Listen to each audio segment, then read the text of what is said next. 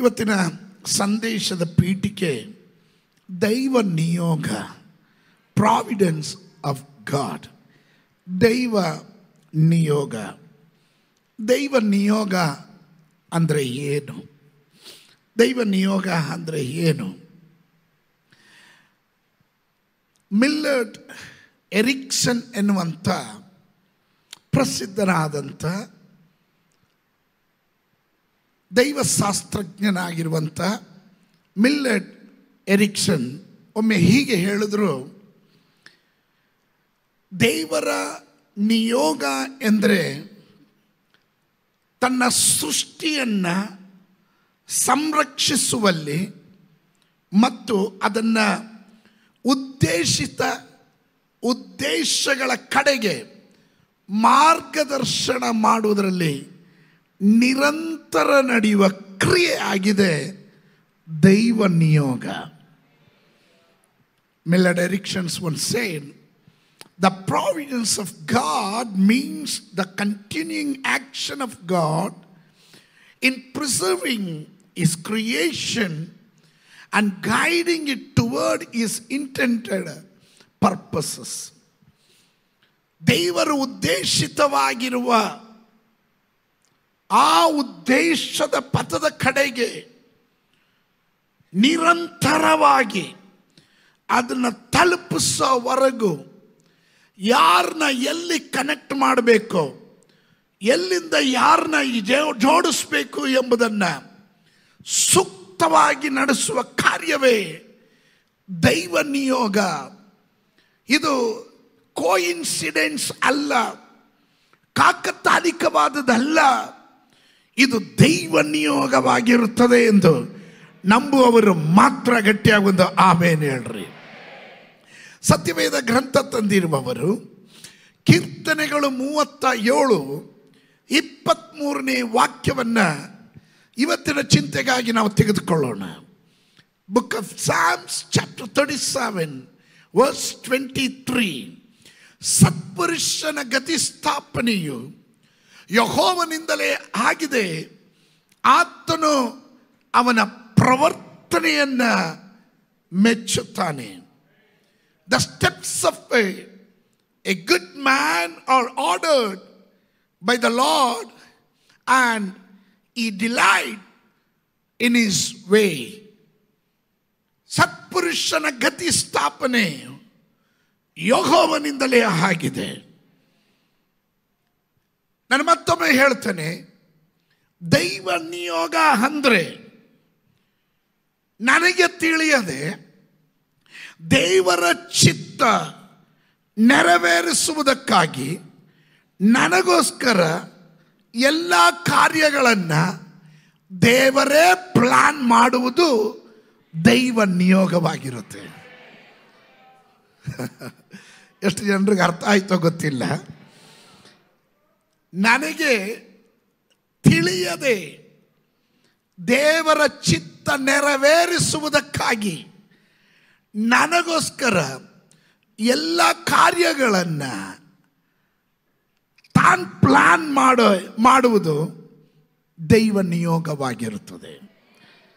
ಸತ್ಯವೇದ ಗ್ರಂಥದಲ್ಲಿ ರೋಮಾಪುರದವರಿಗೆ ಬರೆದ ಪತ್ರಿಕೆ 8ನೇ ಅಧ್ಯಾಯದ 28ನೇ ವಾಕ್ಯ ಹೇಳುತ್ತದೆ, ಇದಲ್ಲದೆ ದೇವರ ಸಂಕಲ್ಪದ ಮೇರೆಗೆ ಕರೆಯಲ್ಪಟ್ಟು ಆತನನ್ನು ಪ್ರೀತಿಸುವವರ ಹಿತಕ್ಕಾಗಿ ಎಲ್ಲ ಕಾರ್ಯಗಳು ಅನುಕೂಲವಾಗುತ್ತವೆ ಎಂದು ನಮಗೆ ಗೊತ್ತದೆ. ಎಲ್ಲ ಕಾರ್ಯಗಳು ಅನುಕೂಲವಾಗಿರುತ್ತವೆ ಎಂದು ನಮಗೆ ಗೊತ್ತದೆ. ಅದಕ್ಕೆ ನಾನು ಈ ವಾಕ್ಯವನ್ನು, ಅದರ ವ್ಯಾಖ್ಯಾನವನ್ನು ಒಟ್ಟಿಗೆ ತಂದೆ. ದಟ್ ಮೀನ್ಸ್ ದೇವರ ಸಂಕಲ್ಪದ ಮೇರೆಗೆ ಯಾರು ಇಲ್ಲಿ ಆಕಸ್ಮಿಕವಾಗಿ ಬಂದವರಲ್ಲ. ಯಾರು ಇಲ್ಲಿ ನೆನ್ನೆ ಸುರಿದ ಮಳೆಗೆ ಇವತ್ತು ಮೊಳಕೆ ಹೊಡೆದ ನಾಯಿ ಕೊಡೆಗಳು ಅಲ್ಲ. ನೀವುಗಳು ದೇವರ ಪದ್ಧತಿಯಲ್ಲಿ ಇರುವವರು, ದೇವರ ಉದ್ದೇಶದ ಮೇರೆಗೆ ಇಲ್ಲಿ ಕುಳಿತಿದ್ದೀರಾ ಎಂದು ನಾನು ಹೇಳಿದ್ರೆ ಅದಕ್ಕೆ ಆಮೇನ್ ಅಂತ ಎಷ್ಟು ಜನ ಹೇಳ್ತಿರೋ? ಆಮೇನ್. That's right. ದೇವರ ಸಂಕಲ್ಪದ ಮೇರೆಗೆ ಕರೆಯಲ್ಪಟ್ಟು ತನ್ನನ್ನು ಪ್ರೀತಿಸುವವರ ಹಿತಕ್ಕಾಗಿ ಎಲ್ಲ ಕಾರ್ಯಗಳನ್ನು ದೇವರ ಅನುಕೂಲವಾಗುತ್ತವೆ ಎಂದು ನಮಗೆ ಗೊತ್ತದೆ. ದಟ್ ಮೀನ್ಸ್ ಇದರ ಒಳಗಡೆ ಕುಳಿತಿರುವ ಪ್ರತಿಯೊಂದು ದೇವ ಮಕ್ಕಳ ಒಳಗಡೆ ಒಂದು ದೃಢ ನಿಶ್ಚಯ ಇದೆ. ಏನೆಲ್ಲ ಸಂಭವಿಸಿದರು ನನ್ನ ದೇವರು, ಮೈ ಗಾಡ್ ಇಸ್ ಇನ್ ಕಂಟ್ರೋಲ್, ನನ್ನ ದೇವರ ನಿಯಂತ್ರಣದಲ್ಲಿದ್ದಾನೆ. ಅವನ ಮುಖ ನೋಡಿದವರು ಯಾರು ಲಜ್ಜೆಗೀಡಾಗಲಿಲ್ಲ. ಆತನನ್ನೇ ದೃಷ್ಟಿಸಿದವರ ಮುಖಗಳು ಲಜ್ಜೆಗೀಡಾಗಲಿಲ್ಲ. ಅವರ ಮುಖಗಳು ಪ್ರಕಾಶ ಹೊಂದಿದೆವೆ ಅಷ್ಟೇ. ಹಾಗಾದರೆ ನಿನ್ನ ಮುಖ ಬಾಡೋದಿಕ್ಕೆ, ನಿನ್ನ ತಲೆ ತಗ್ಗೋದಿಕ್ಕೆ ನನ್ನ ದೇವರು ಯಾವತ್ತೂ ಅನುಮತಿ ಮಾಡೋದಿಲ್ಲ. ಹಲ್ಲೆಲೂಯ. ಅದು ನಂಬುವವರು ಮಾತ್ರ ಗಟ್ಟಿಯಾಗಿ ಆಮೇನ್ ಹೇಳ್ರಿ. Because my God is in control. When you pray, ನೀವು ಪ್ರಾರ್ಥನೆ ಮಾಡುವಾಗ ನಿಮಗೆ ಬೇಕಾದದ್ದು, ಜೀವಕ್ಕೂ ಭಕ್ತಿಗೂ ಬೇಕಾದದ್ದು ಎಲ್ಲವನ್ನ ದೇವರು ಒದಗಿಸ್ತಾನೆಂಬ ದೃಢ ಸಂಕಲ್ಪ ನಮಗಿದೆ, ದೃಢ ನಿಶ್ಚಯ ನಮಗಿದೆ. ನಾವು ಗಾಳಿಯಲ್ಲಿ ಮುಷ್ಟಿ ಯುದ್ಧ ಮಾಡುವವರಲ್ಲ. We are not a blind boxers. ನಾವು ಗೊತ್ತು ಗುರಿ ಇಲ್ಲದೆ ಓಡುವವರಲ್ಲ. ಕ್ರಿಸ್ತಿಯ ಜೀವಿತ ಎಂದ್ರೆ ಯಥಾತಥವಾ ಜೀವಿಸೋದಲ್ಲ. ಕ್ರಿಸ್ತಿಯ ಜೀವಿತ ಎನ್ನೋದು ಅದು ಪರಿಪಕ್ವತೆಯಿಂದ ಕ್ರಿಸ್ತನ ಶಿರಸ್ಸಿನವರೆಗೂ ಪರಿಜ್ಞಾನವುಳ್ಳವರಾಗಿ ಬೆಳೆಯುವುದೇ ಕ್ರಿಸ್ತಿಯ ಜೀವಿತ. ಸತ್ಯವೇದ ಗ್ರಂಥದಲ್ಲಿ ಯೋಚನೆ ಮಾಡಿದೆ, ಅಬ್ರಾಮನ ಜೀವಿತದಲ್ಲಿ ಅವನು 75 ವರ್ಷ ಪ್ರಾಯವುಳ್ಳವನಾಗಿದ್ದಾಗ ಅವನಿಗೆ ದೇವರು ವಾಗ್ದಾನ ಮಾಡ್ತಾನೆ, ನಾನು ನಿನಗೆ ಆಕಾಶದ ನಕ್ಷತ್ರಗಳ ಹಾಗೆ, ಕಡಲ್ ತೀರದ ಉಸುಬಿನ ಹಾಗೆ ನಾನು ನಿನಗೆ ಸಂತತಿಗಳನ್ನು ಕೊಡ್ತೀನಿ. ನೀನು ಆಶೀರ್ವದಿಸಲ್ಪಡ್ತೀಯ.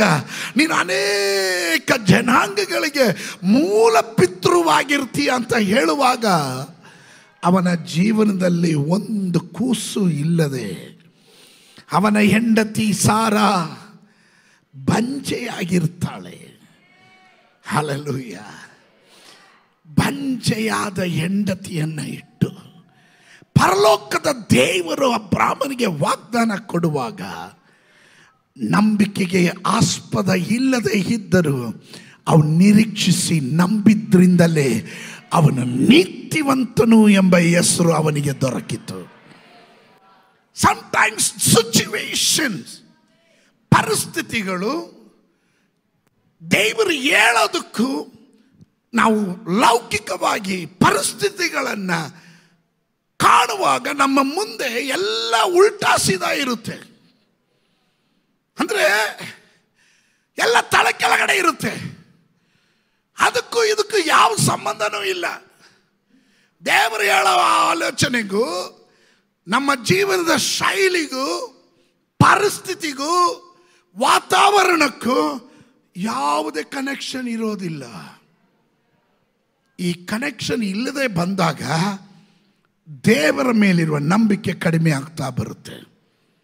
ಆಮೇಲೆ ಹಾಗಾದರೆ ಪಾಸ್ಟ್ರೇ ನಾವು ಏನು ಮಾಡಬೇಕು? ನಾನು ಅದರ ಸೀಕ್ರೆಟ್ ಹೇಳಲಿಕ್ಕೆ ಬಯಸ್ತೇನೆ. ಕಳೆದ ದಿವಸಗಳಲ್ಲಿ ನನ್ನ ಹೃದಯದಲ್ಲಿ ಉರಿತಿದ್ದಂಥ ಒಂದು ಭಾಗ ಈ ಮೆಸೇಜನ್ನು ಸಂಗಡ ದೇವರು ಕನೆಕ್ಟ್ ಮಾಡಿದರು. Once I was meditating. ನಾನು ಮೆಡಿಟೇಟ್ ಮಾಡ್ತಾ ಇರುವಾಗ ನನ್ನ ಒಳಗಡೆ ಉರಿದಂಥ ಒಂದು ಭಾಗ ನಾನು ಹೇಳ್ತೀನಿ. ಅಬ್ರಾಮನು ವೆಯ್ಟ್ ಮಾಡ್ದ. ಅವನ 100ನೇ ವಯಸ್ಸಿನಲ್ಲಿ ಅವನಿಗೆ ಒಂದು ಮಗುವನ್ನು ದೇವರು ದಾನವಾಗಿ ಕೊಡ್ತಾನೆ. ಆ ಮಗುವನ್ನು ಆಟಾಡಿ ಎಲ್ಲ ನಿಂದೆಗಳು, ಕಷ್ಟಗಳು, ಪ್ರಯಾಸಗಳನ್ನು ಮರೆತು ಸಂತೋಷವಾಗಿ ಲವಲವಿಕೆಯಿಂದ ಮಗನು ದೊಡ್ಡವನಾಗಿ ಬೆಳೆದು ನನ್ನ ಚಿಂತೆಯಲ್ಲಿ ಟೀನೇಜ್ ಪ್ರಾಯನಾಗಿ ಚೆನ್ನಾಗಿ ಲವಲವಿಕೆಯಿಂದ ಇರುವಾಗ ದೇವರು ಹೇಳ್ತಾನೆ, ಅಬ್ರಾಮನೇ, ನೀನು ಪ್ರೀತಿಸುವ ನಿನ್ನ ಒಬ್ಬನೇ ಮಗನಾದ ಈ ಇಸಾಕನನ್ನ ನನಗಾಗಿ ನಾನು ತೋರಿಸುವ ಬೆಟ್ಟದಲ್ಲಿ ಯಜ್ಞವನ್ನು ಅರ್ಪಿಸು ಅಂತ ಹೇಳುವಾಗ ಅವನು ಯಾರ ಪರ್ಮಿಷನ್ ಕೇಳಲಿಲ್ಲ. ಒಂದು ಮಾತು ತುಟುಕ್ ಪಿಟುಕ್ ಅನ್ನದೇ ಅವನು ಯಾತ್ರೆ ಹೊರಟನು. ನನಗೆ ನಾವೆಲ್ಲ ಚಿಂತೆ ಮಾಡಿರೋದು ಯೆಹೋವ ಈರೆ, ಕರ್ತನು ಒದಗಿಸುವನು. ಅದರಲ್ಲಿ ಎರಡು ಮೀನಿಂಗ್ ಇದೆ ಆ ಪದಕ್ಕೆ, ಯೆಹೋವ ಜಾಯಿರೆ ಅನ್ನೋದಕ್ಕೆ. There is a two meanings, ಎರಡು ಅರ್ಥ ಇದೆ. ಒಂದು ಕಾಣಿಸಿಕೊಳ್ಳುವೆನು, ಎರಡನೇದು ಒದಗಿಸುವೆನು. ಒನ್ ಈಸ್ ಪ್ರಾವಿಡೆನ್ಸ್, ಒದಗಿಸೋದು. ಇನ್ನೊಂದು ಸೀಯಿಂಗ್, ಕಾಣಿಸೋದು. Praise God. ಇಂಗ್ಲಿಷ್ ಬೈಬಲ್ನಲ್ಲಿ ಸೀಯಿಂಗ್, ಕಾಣಿಸುತ್ತೆ ಅಂತ ಅರ್ಥ. ಆದರೆ ಕನ್ನಡದ ಬೈಬಲ್ನಲ್ಲಿ ಒದಗಿಸುವಿ, ಎರಡು ಕರೆಕ್ಟೇ, ಎರಡು ಕರೆಕ್ಟೇ. ಆದರೆ ಇದು ಕಾಣಬೇಕಾದ್ರೆ, ಇದು ದೇವರು ನಿನಗೆ ಒದಗಿಸ್ಬೇಕಾದ್ರೆ, ಲಿಸನ್ ಟು ಮೀ, ನೀವಿದ್ದೀರ ನನ್ನ ಜೊತೆ? There is a secret. ಒಂದು ಸೀಕ್ರೆಟ್ ಇದೆ. ಸ್ತೋತ್ರ. ಅಬ್ರಾಮನು ಮಾಡಿದ ಕಾರ್ಯ, ಆದಿಕಾಂಡ ಪುಸ್ತಕ 22:6ನೇ ವಾಕ್ಯ, 22ನೇ ಅಧ್ಯಾಯದ 6ನೇ ವಾಕ್ಯವನ್ನು ಗಮನಿಸಿ ಪ್ರಿಯರೇ. 6ನೇ ವಾಕ್ಯವನ್ನು ಗಮನಿಸಿ. ಆಗ ಅಬ್ರಾಮನು ಯಜ್ಞಕ್ಕೆ ಬೇಕಾದ ಕಟ್ಟಿಗೆಯನ್ನು, ಶ್ರದ್ಧೆ ಕೊಟ್ಟು ಓದಬೇಕು, ಯಜ್ಞಕ್ಕೆ ಬೇಕಾದ ಕಟ್ಟಿಗೆಯನ್ನು ತನ್ನ ಮಗನಾದ ಇಸಾಕನ ಮೇಲೆ ಒರೆಸಿ ತನ್ನ ಕೈಯಲ್ಲೇ ಬೆಂಕಿಯನ್ನು, ಕತ್ತಿಯನ್ನು ತೆಗೆದುಕೊಂಡ ನಂತರ ಅವರಿಬ್ಬರು ಹೊರಟು ಹೋದರು. ಆಮೇಲೆ ವಾಟ್ ವಾಸ್ ದ ಮೀನಿಂಗ್? ಪರಿಶುದ್ಧಾತ್ಮನು ಇದೇ ವಾಕ್ಯ ನನ್ನ ಹೃದಯದಲ್ಲಿ ಮಾತನಾಡಿದನು. ಸಮಥಿಂಗ್ ನಿನ್ನ ಜೀವನದಲ್ಲಿ ಮಾಡಿರುವ ಪ್ರಾಮಿಸ್, ವಾಗ್ದಾನ, ಅದು ನೆರವೇರಿ ದೇವರು ಒದಗಿಸುವವನು ಎಂದು ತೋರಿಸ್ಬೇಕು ಅಂದರೆ ನಿನ್ನ ಕೈಯಲ್ಲಿ ಎರಡು ಕಾರ್ಯಗಳು ಬಹಳ ಪ್ರಾಮುಖ್ಯತೆ ಉಳ್ಳದು. ಒಂದು, ಅಬ್ರಾಮನು ಅವನ ಬೆಂಕಿಯನ್ನ, ತನ್ನ ಕೈಯಲ್ಲಿ ಬೆಂಕಿಯನ್ನ, ಕತ್ತಿಯನ್ನ, ಎರಡನ್ನು ಜೋಪಾನವಾಗಿ ಮನೆಯಿಂದ ತಗೊಳೋದಕ್ಕೆ ಮರೀಲಿಲ್ಲ ಅವನು. ಹಲ್ಲೆಲೂಯಾ. ಬೆಂಕಿ ಪರಿಶುದ್ಧಾತ್ಮನನ್ನು ತೋರಿಸಿದ್ರೆ, ಕತ್ತಿ ದೇವರ ವಾಕ್ಯವನ್ನು ತೋರಿಸುತ್ತೆ. ನಿನ್ನ ಜೀವನದ ಆ ವಾಗ್ದಾನಗಳು ನೆರವೇರಬೇಕಾದ್ರೆ ನಿನ್ನ ಒಳಗಡೆ ಬೆಂಕಿ ಆರೋದಕ್ಕೆ ನೀನು ಅವಕಾಶ ಕೊಡಬಾರದು. ಎಷ್ಟೇ ಪ್ರತಿಕೂಲ ಬರಲಿ, ಎಷ್ಟೇ ಹೋರಾಟ ಬರಲಿ, ನಿನ್ನ ಒಳಗಡೆ ಇರುವ ಪರಿಶುದ್ಧಾತ್ಮನ ಬೆಂಕಿ ಆರೋದಕ್ಕೆ ಅನುಮತಿ ಕೊಡಬೇಡ. Just carry on. ಇವನು ಎಷ್ಟು ದಿನ ಯಾತ್ರೆ ಮಾಡ್ದ? ಎಷ್ಟು ಗಾಳಿ ಬಡ್ದಿರ್ಬೋದು, ಎಷ್ಟು ಚಳಿ ಇರ್ಬೋದು, ಆರೋಗೋದಕ್ಕೆ, ಬೆಂಕಿ ಆರೋದಕ್ಕೆ ಎಲ್ಲ ಅವಕಾಶ ಇದ್ರು. ಅಬ್ರಾಮನಿಗೆ ಗೊತ್ತು ಬೆಂಕಿ ಇಂಪಾರ್ಟೆಂಟ್. ಪರಿಸ್ಥಿತಿ ನಿನ್ನನ್ನು ಆರಿಸೋದಿಕ್ಕೆ, ಪರಿಸ್ಥಿತಿ ನಿನ್ನನ್ನು ತಣ್ಣಗೆ ಮಾಡೋದಿಕ್ಕೆ ಪ್ರಯತ್ನ ಮಾಡಿದ್ರು. ನಿನ್ನ ಒಳಗಡೆ ದೇವರು ಮಾಡಿದ ವಾಗ್ದಾನ, ಹೇ ಕಮಾನ್, ಪ್ರವಾದಿಯ ಮೂಲಕ ಹೇಳಿದ ಪ್ರವಾದನೆ ನನ್ನ ಜೀವನದಲ್ಲಿ ನೆರವೇರಬೇಕಾದ್ರೆ ನನ್ನ ಒಳಗಡೆ I must carry the fire, I must carry the fire. ಪಕ್ಕದಲ್ಲಿ ಕೈ ಕೊಟ್ಟು ಕೇಳ್ರಿ, ಬೆಂಕಿ ಇದೆಯಾ ಅಂತ. ನಾನು ಹೇಳ್ತಾ ಇರೋದು, ನಿನ್ನ ಪರಿಸ್ಥಿತಿ ಎಲ್ಲ ಹದಗೆಟ್ಟೋಗಿರುವಾಗಲೂ are you carrying the fire? ಇದರ ಒಳಗಡೆ ಕೆಲವರು ನನ್ನೊಟ್ಟಿಗೆ ಜಾಯಿನ್ ಆಗಲಿ, ನನ್ನ ಮನೆ ವಾತಾವರಣ ಏನಾಗಲಿ, ನನ್ನ ಮಕ್ಕಳ ಸ್ಥಿತಿ ಏನೇ ಆಗಿರಲಿ, ನನ್ನ ಗಂಡನ ಪರಿಸ್ಥಿತಿ ಏನೇ ಆಗಿರಲಿ, ಹೆಂಡತಿಯ ಪರಿಸ್ಥಿತಿ ಏನೇ ಆಗಿರಲಿ, ಎಲ್ಲ ತಣ್ಣಗಾದ್ರೂ ನಾನು ಫೈರ್ ಕ್ಯಾರಿ ಮಾಡೋದನ್ನು, ನಾನು ಬೆಂಕಿಯನ್ನ ಕೂಡ ತಗೊಂಡು ಹೋಗೋದನ್ನ ನಾನು ಮರೆಯೋದಿಲ್ಲ. ನಾನು ಹೋಗ್ತಾ ಇರೋ ಉದ್ದೇಶ ದೇವರಿಗಾಗಿ ಯಜ್ಞ ಅರ್ಪಿಸೋದಿಕ್ಕೆ. Come on somebody shout hallelujah. ಯಾವ ಪರಿಸ್ಥಿತಿಯಲ್ಲಾದರೂ ನೀನು ಆರಾಧನೆ ಮಾಡೋದಿಕ್ಕೆ ನಿನ್ನ ಒಳಗಡೆ ಒಂದು ಬೆಂಕಿ ಇರಬೇಕು. ನಿನ್ನ ಒಳಗಡೆ ಬೆಂಕಿ ಇದ್ರೆ ಎಲ್ಲಿ ಹೋದ್ರು, ನಿನ್ನನ್ನು ಎಲ್ಲ ಹಾಕಿದ್ರು ಆರಾಧನೆ ಹೊರಗಡೆ ಬರುತ್ತೆ.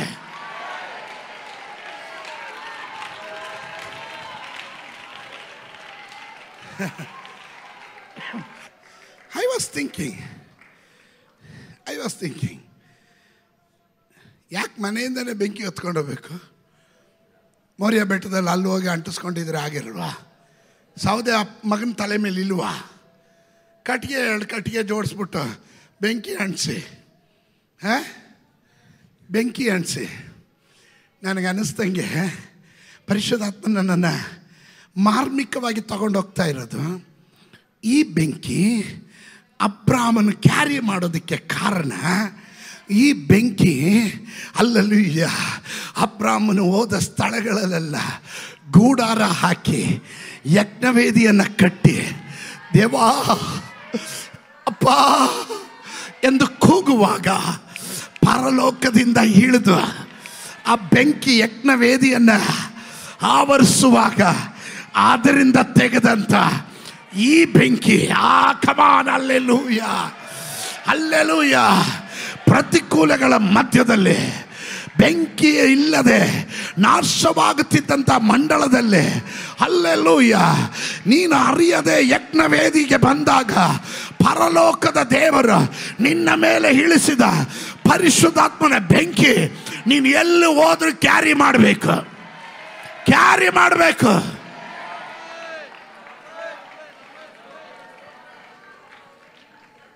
ಈ ಮೂರು ದಿನ ಭಾಳ ಡಿಫಿಕಲ್ಟ್ ಟೈಮ್ ಅದು. ಈ 3 ದಿನನೂ ಇವನು ಸ್ಟ್ರಾಂಗ್ ಆಗಿ ಅಬ್ರಾಮನ್ ಸ್ಟ್ರಾಂಗ್ ಆಗಿರೋದಕ್ಕೆ ಕಾರಣ ಏನು ಗೊತ್ತಾ? ಇವನ ಕೈಯಲ್ಲಿ ಬೆಂಕಿ ಇದೆ, ಇವನ ಕೈಯಲ್ಲಿ ದೇವರ ವಾಕ್ಯ ಎಂಬ ಕತ್ತಿ ಇದೆ. ಒಂದು ವಿಶ್ವಾಸಿ ಪ್ರತಿಕೂಲಗಳ ಮಧ್ಯದಲ್ಲಿ ಹೋದಾಗ ಇದು 2 ಭಾಳ ಮುಖ್ಯ. ದೇವರ ವಾಕ್ಯ ಮತ್ತು ಪರಿಶುದ್ಧಾತ್ಮನ ಗಟ್ಟೆಗಳ್ರಿ.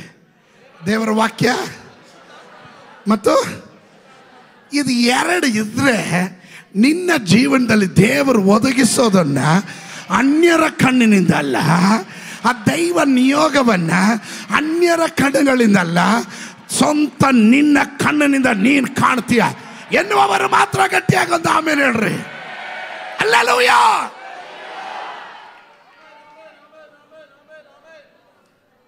ಬೆಂಕಿ ಇಲ್ದಿರ ಇರೋನ್ ಮಾತಾಡ್ತಾನೆ.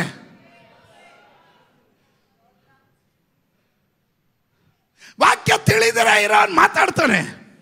ಆದರೆ ಬೆಂಕಿ ಕತ್ತಿ 2 ಇದ್ರೆ ಅವನಿಗೆ ಗೊತ್ತು ಯಜ್ಞ ವೇದಿಯಲ್ಲಿ ಬೆಂಕಿ.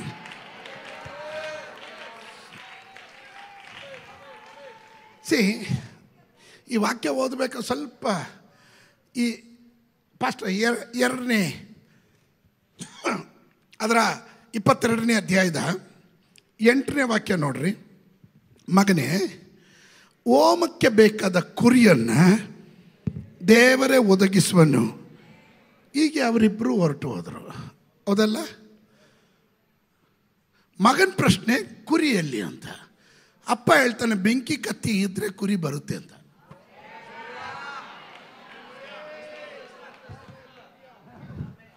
ಬೆಂಕಿ ಕತ್ತಿ ಇದ್ರೆ, ನಿನ್ನ ಒಳಗಡೆ ವಾಕ್ಯ ಇದ್ರೆ, ನಿನ್ನ ಒಳಗಡೆ ಪರಿಶುದ್ಧಾತ್ಮನ ಅಭಿಷೇಕ ಇದ್ರೆ, ಕೂರಿ ಬಗ್ಗೆ ತಲೆ ಕೆಡಿಸ್ಕೊಂಬೇಡ. ನಿನ್ನ ಭವಿಷ್ಯದ ಬಗ್ಗೆ ತಲೆ ಕೆಡಿಸ್ಕೊಂಬೇಡ. ನಿನ್ನ ಮಕ್ಕಳ ಬಗ್ಗೆ ತಲೆ ಕೆಡಿಸ್ಕೊಂಬೇಡ. ನಿನ್ನ ಸಾಲದ ವಿಷಯವಾಗಿ ತಲೆ ಕೆಡಿಸ್ಕೊಂಬೇಡ. Come on. ನಿನ್ನ ಕೆಲಸದ ವಿಷಯವಾಗಿ ತಲೆ ಕೆಡಿಸ್ಕೊಂಬೇಡ. ನಿನ್ನ ಆರೋಗ್ಯದ ಕುರಿತು ತಲೆ ಕೆಡಿಸ್ಕೊಳ್ಬೇಡ. But you must carry the fire. Get the fire. 14ನೇ ವಾಕ್ಯ. ಆ ಸ್ಥಳಕ್ಕೆ ಯೆಹೋವ ಈರೆ ಎಂದು ಹೆಸರಿಟ್ಟನು. ಯೆಹೋವನ ಬೆಟ್ಟದಲ್ಲಿ ಒದಗುವುದು ಎಂಬುದಾಗಿ ಇಂದಿನವರೆಗೂ ಹೇಳುವುದುಂಟಲ್ಲ. It tells us that God see. It tells us that God will provide. ಆಮೇಲೆ ಒದಗಿಸುವುದು, ಕಾಣುವುದು. ದೇವರು ಒದಗಿಸ್ತಾನೆ, ದೇವರು ನಿನಗೆ ಕಾಣಿಸ್ತಾನೆ. That means you have to understand. ನೀವು ಅರ್ಥ ಮಾಡ್ಕೊಳ್ಬೇಕು, ಫೈರ್ ಇಲ್ಲದೆ ಹೋಗಬಾರ್ದು. ಹಲ್ಲೆಲೂಯ. ಒಂದು ದಿನ ಅಲ್ಲ, 2 ದಿನ ಅಲ್ಲ, ಮನೆಯಿಂದ ಹೊರಡುವ ಗಳಿಗೆಯಿಂದ ಮೌರ್ಯ ಬೆಟ್ಟದಲ್ಲಿ ಹತ್ತಿ ಯಜ್ಞ ಅರ್ಪಿಸೋವರೆಗೂ. ಅರ್ಥ ಆಗಲಿಲ್ಲ ಅಲ್ಲ? ನಿನ್ನ ಬೆಂಕಿ ಆರೋದಕ್ಕೆ ಚಾನ್ಸ್ ಇದೆ, ಆದರೆ ಆರಿಸದೆ ನೋಡ್ಕೊಳ್ಳೋ ಜವಾಬ್ದಾರಿ ನಿನಗಿದೆ. 6ನೇ ವಾಕ್ಯ ಈಗ ಓದಿದ್ರೆ ನಿಮ್ಗೆ ಅರ್ಥ ಆಗುತ್ತೆ. ಅಬ್ರಾಮನ ಯಜ್ಞಕ್ಕೆ ಬೇಕಾದ, ಹಾಗಾದರೆ ಮೇಯ್ನ್ ಏನು ಗೊತ್ತಾ, ಬೇಕಾದ ಕಟ್ಟಿಗೆಯನ್ನು ತನ್ನ ಮಗನಾದ ಈಸಾಕನ ಮೇಲೆ ಒರೆಸಿ, ಆಮೇಲೆ ತನ್ನ ಕೈಯಲ್ಲಿ ಬೆಂಕಿಯನ್ನು ಕತ್ತಿಯನ್ನು ತೆಗೆದುಕೊಂಡ ನಂತರ ಅವರಿಬ್ಬರು ಹೊರಟರು. ಇದರ ಒಳಗಡೆ ನೀನು ಹೊರಡುವಾಗ ಯಜ್ಞಕ್ಕೆ ಬೇಕಾದದ್ದು ಸಿದ್ಧ ಮಾಡ್ಕೊಂಡು ಹೊರಡು. ಆರಾಧನೆಗೆ ಬರುವಾಗ ಬೇಕಾಬಿಟ್ಟಿ ಬರಬೇಡ. ದೇವರ ಉದ್ದೇಶ ಏನು? ನಾನು ನನ್ನ ಕುಟುಂಬ ಯೆಹೋವನನ್ನು ಸೇವಿಸ್ತೇವೆ. ಹಲ್ಲೆಲೂಯ. ನಮ್ಮನ್ನು ಕರೆದಿರೋದು ಆರಾಧನೆ ಮಾಡೋದಕ್ಕೆ, ದೇವರನ್ನು ಮೆಚ್ಚಿಸೋದಕ್ಕೆ ಎಂದು ದೃಢ ನಿಶ್ಚಯ ಉಳ್ಳ ದೇವ ಮಕ್ಕಳಿಗಾಗಿ. Come on somebody. ಹಲ್ಲೆಲೂಯ. 3 ದಿನ ಯಾತ್ರೆ, ಗಾಳಿ ಹೊಡಿತಾ ಇದೆ, ಮಂಜು ಬಿದ್ದಿರಬಹುದು, ರಾತ್ರಿಯೂ ಆರಲಿಲ್ಲ ಬೆಂಕಿ, ಬೆಳಗ್ಗೆ ಆರಲಿಲ್ಲ ಬೆಂಕಿ, ಮಧ್ಯಾಹ್ನ ಆರಲಿಲ್ಲ ಬೆಂಕಿ. ನಿನ್ನ ಒಳಗಡೆ ನೀನು ಮಲಗಿದ್ರು ಆತ್ಮನ ಬೆಂಕಿ ಉರಿತಾನೆ ಇರಬೇಕು. ಬೆಂಕಿ ಆರೋದಕ್ಕೆ ಬಿಡಬೇಡ.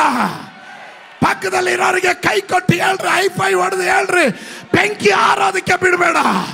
ಈ ಸಭೆಯಲ್ಲಿ ದೇವರು ಕರ್ನಾಟಕವನ್ನ ಉಜ್ಜೀವನದ ಕಡೆ ನಡೆಸೋದಕ್ಕೆ ಇದರ ಒಳಗಡೆ ಕೆಲ ಅಭಿಷಕ್ತರನ್ನ ಬೆಂಕಿಯೋಪಾದಿಯಲ್ಲಿ ಅಭಿಷೇಕ ಮಾಡಿರೋದಾದ್ರೆ ಈ ಅಭಿಷೇಕ ಆರೋದಕ್ಕೆ ಬಿಡಬೇಡ.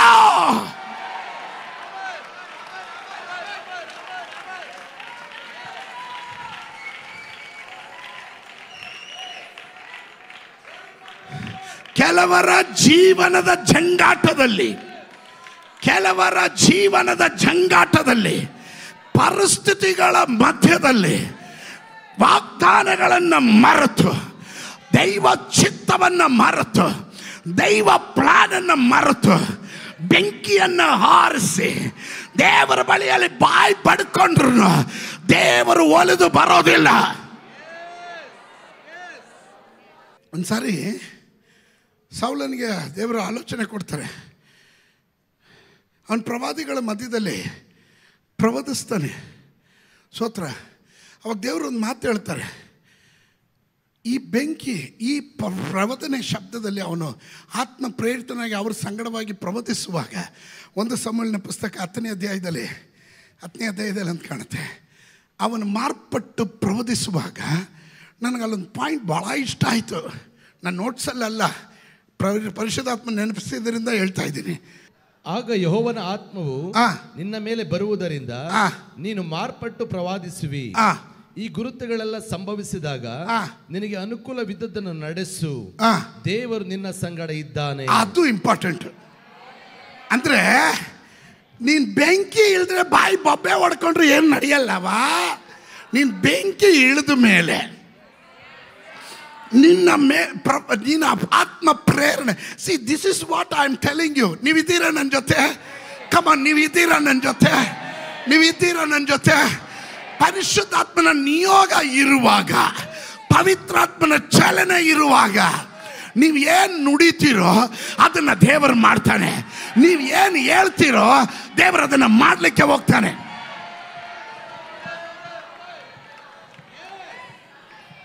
ದೇವರೇ ಇವನಿಗೆ ಆಲೋಚನೆ ಕೊಟ್ಟಿದ್ದು. ಹಿಂಗೆ ನಡೆಯುತ್ತೆ, ಹಿಂಗೆ ಆಗುತ್ತೆ, ನೀನು ಇಲ್ಲಿಗೆ ಹೋಗ್ತೀಯ, ಪ್ರವಾದಿಗಳು ನಿನಗೆ ಹಿಂಗೆ ಪ್ರವಾದನೆ ಹೇಳ್ತಾರೆ. ಸ್ತೋತ್ರ. ಆಮೇಲೆ God has given a good sign. ಮುಂದೆ ನಡೀಲಿಕ್ಕಿರೋ ಸಂಭವಗಳನ್ನೆಲ್ಲ ಕ್ಲೀನಾಗಿ ಹೇಳಿದ್ರು. ಅದಾದ್ಮೇಲೆ ಪ್ರವಾದಿಗಳು ಪ್ರವದಿಸ್ತಾರೆ. ಇದೆಲ್ಲ ಕೇಳ್ಬಿಟ್ಟು ಸೂತ್ರದಲ್ಲಿ ಸ್ತೋತ್ರ ಹೇಳು ಹೋಗ್ಬೇಡ, ನೀನೇ ಪ್ರವಾದಿಸ್ತೀಯ. ಆವಾಗ ನೀನು ಪ್ರವಾದಿಸೋಕೆ ಸ್ಟಾರ್ಟ್ ಮಾಡಿದಾಗ ದೇವ್ರೇ ಅಪ್ಪ ಸ್ತೋತ್ರ ಅಪ್ಪ, ಥ್ಯಾಂಕ್ ಯು ಅಪ್ಪ, ಥ್ಯಾಂಕ್ ಯು ಅಪ್ಪ ಅಂದ್ಕೊಂಡು ಸುಮ್ಗಿರ್ಬೇಡ. ಆ ಸ್ಟೇಜಿಗೆ ನೀನು ಒಳಗಡೆ ಹತ್ಬಿಟ್ರೆ ನೀನೇನು ನುಡಿತೀಯೋ, ಆ ಅಟ್ಮಾಸ್ಫಿಯರಲ್ಲಿ ನೀನೇನು ಹೇಳ್ತೀಯೋ, ನೀನೇನು ಮಾತಾಡ್ತೀಯೋ ಅದು ನೆರವೇರುತ್ತೆ. ಪಾಸ್ಟ್ರೆ ಆ ಭಾಗ ಇನ್ನೊಂದ್ಸತಿ ಓದ್ರಿ. ಒಂದು ಅಲ್ಲ ವಾಕ್ಯ ಫಸ್ಟ್ ಹೇಳ್ಬಿಟ್ಟು ಓದ್ರಿ.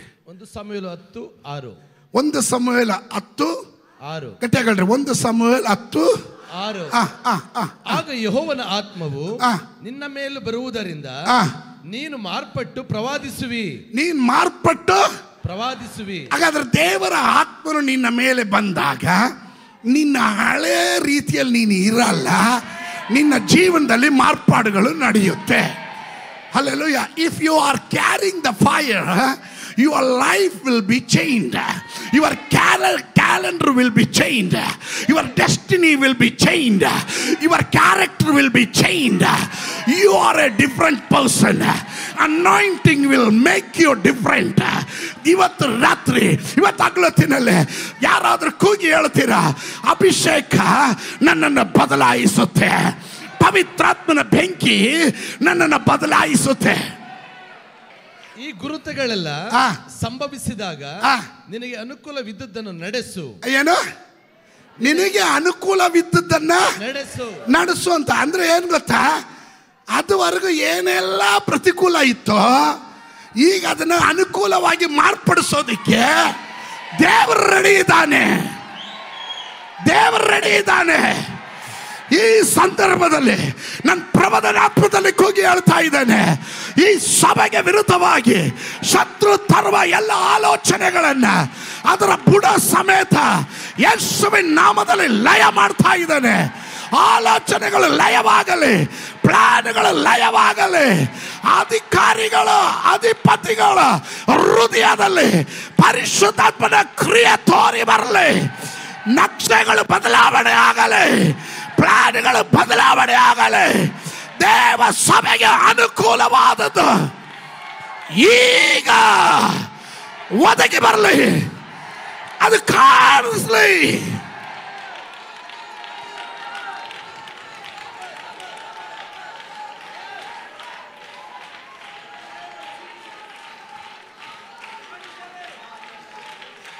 ಮೌನವಾಗಿ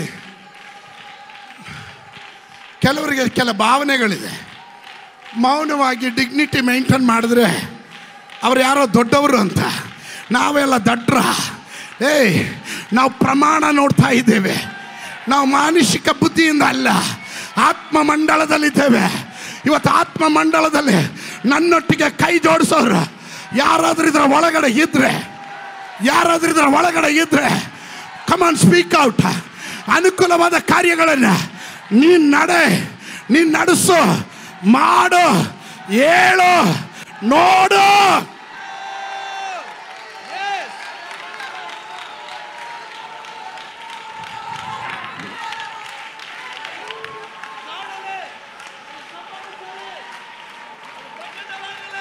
Carry the fire.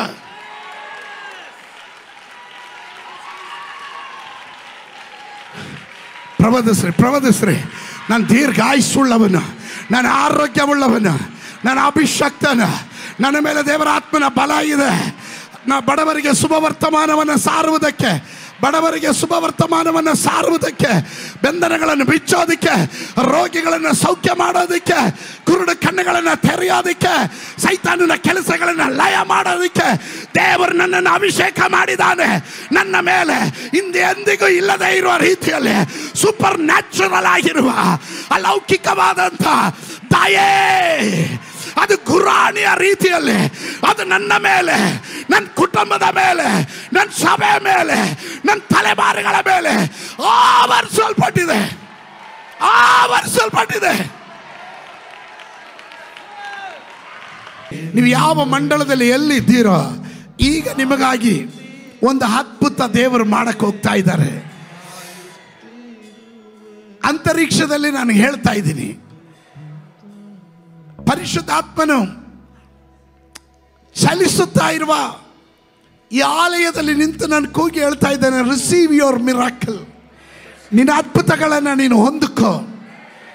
ಅದು ಸಾಕ್ಷಿ ಹೇಳತಕ್ಕಂತೆ, ಸಾಕ್ಷಿ ಆಗತಕ್ಕಂತೆ ಪರಿಶುದ್ಧಾತ್ಮ ಹೇಳ್ತಾನೆ, ಅನೇಕರ ಮುಂದೆ ಸಾಕ್ಷಿಯಾಗಿ ಹೇಳತಕ್ಕಂಥ ಅದ್ಭುತ ಈಗ ನಿನ್ನ ಜೀವನದಲ್ಲಿ ರಿಲೀಸ್ ಆಗ್ತಾ ಇದೆ. ಯೇಸುವಿನ ನಾಮದಲ್ಲಿ ನೀನಾಗೆ ಮಾಡಿರೋದಕ್ಕಾಗಿ ಸ್ತೋತ್ರ ಸ್ವಾಮಿ. ವಾಗ್ದಾನಗಳು ನೆರವೇರೋದಕ್ಕಾಗಿ ಸ್ತೋತ್ರ. ಪ್ರವಚನಗಳು ನೆರವೇರುವ ತಿಂಗಳಾಗಿರೋದಕ್ಕಾಗಿ ಸ್ತೋತ್ರ. ಜನರನ್ನು ಸಮಾಧಾನವಾಗಿ ಕಳಿಸ್ಕೊಡು. ಈ ಬಲದೊಂದಿಗೆ ಹೋಗ್ಲಿ ನಿನ್ನ ಜನ, ಈ ಬಲದೊಂದಿಗೆ ಹೋಗು. ಯೆಹೋವನು ನಿನ್ನ ಸಂಗಡ ಇದ್ದಾನೆ. ನಿನಗೆ ವಿರುದ್ಧವಾಗಿ ಬರುವ ಮಿಥ್ಯಾನೇರನ್ನ ಒಬ್ಬ ಮನುಷ್ಯನಂತೆ ಅವರನ್ನ ಕೀಳಡಗಿಸು ಎಂಬ ಈತ ವಚನದೊಂದಿಗೆ ನಿನ್ನ ಜನರನ್ನು ಆಶೀರ್ವದಿಸಿ ಕಳಿಸ್ತೇನಪ್ಪ. ನಾಮದ ಮಹಿಮೆ ನಿನ್ನ ಮಕ್ಕಳು ಕಾಣಲಿ, ಸಮಾಧಾನವಾಗಿ ಹೋಗಿ ಬರಲಿ. ಯೇಸುವಿನ ನಾಮದಲ್ಲಿ ಬೇಡ್ತೇನೆ. ಜನ ಗಟ್ಟಿಯಾಗಿ ಹೇಳ್ರಿ.